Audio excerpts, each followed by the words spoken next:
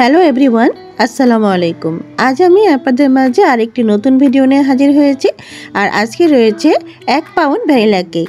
প্রথমে কেকটিকে আমি 3টে স্লাইস করে নিয়েছি এবং সাথে নিয়েছি ক্রিম। আমি দেখিয়ে দিলাম একটি বোর্ডের উপর। আমি এখন কেকটাকে ডেকোরেশন করে নিব। আজকে আমি 6 ইঞ্চি মোল্ড নিয়েছি আর এই কেকটার জন্য 2টি ডিম দিয়ে কেকটাকে আমি বেক করেছি 6 ইঞ্চি মোল্ডে।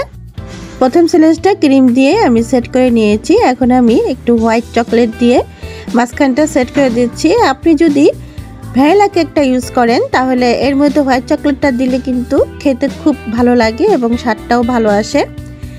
এখন দ্বিতীয় স্লাইসটা দিয়ে এর উপরে একইভাবে ক্রিম দিয়ে আমি সেট করে নিচ্ছি। আপনারা যারা নতুন এসেছেন আমার চ্যানেলে, অবশ্যই আমার চ্যানেলটি সাবস্ক্রাইব করে দিবেন, পাশে থাকা বেল আইকনটি অন করে দিবেন যাতে করে নিত্য নতুন সকল ভিডিও নোটিফিকেশনগুলো পেয়ে যান। আর এখন আমি আপনাদের মাঝে শেয়ার করে দিচ্ছি এই কেকটা কিভাবে আমি খুব সহজে ডেকোরেশন করেছি। আর এই কেকটার ইনগ্রেডিয়েন্টসগুলো আমি কিন্তু ডেসক্রিপশন বক্সে দিয়ে দেব, আপনারা অবশ্যই চেক করে নেবেন।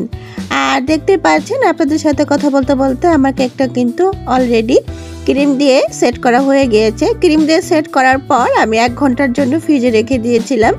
অবশ্যই কেকটাকে ফ্রিজে রেখে ক্রিমটা ভালো করে সেট করে নিতে হবে। এখন আমি ফ্রিজ থেকে নামিয়ে কিছুটা ক্রিমে রেডমেনের ব্লু কালারটা ইউজ করেছি একটা শেড আনার জন্য। চারপাশে আমি একটু শেড করে নিচ্ছি। ছোট সাইজের একটি স্টার নজেল নিব আর কিছুটা ক্রিমে আমি রেডমেনের ব্লু কালারটা ইউজ করব আর কিছুটাতে পিঙ্ক কালার ইউজ করব।